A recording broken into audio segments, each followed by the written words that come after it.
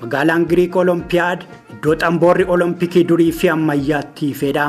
Kanumarraa ka'uudhaan har'allee biyyoonni addunyaa kanarra jiran dorgommii Olompikii yoo qopheessan maqaa magaalaa guddittii biyya sanaatiin waamu.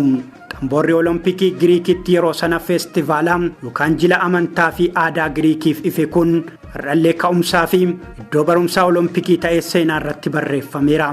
Dhaloota Kiristoosiin dura bara 776 hanga dhaloota Kiristoos booda 339tti dorgommiin kun ispoortii fi agarsiifni aadaa kun iddoo kabajaa fi seena qabeessa Giriikotaa ta'uudhaan itti fufe. Iddoon jila amantaa Giriik Goozees jedhamu kun iddootti jila amantaa sababeeffachuudhaan walga'an ta'ullee dorgommiiwwan ispoortii aadaa garaagaraatiin waliin dorgomuudhaan feestivaalii yookaan jilli kun miidhagina guddaa argata. Eenyummaan Giriikotaas karaadhuma jila kanaatiin hawaasa addunyaatti agarsiifama. Kunis gaagura Anaaniyaa Tiyuub keessa akka dammaasiniif baafamee nyaatanidha.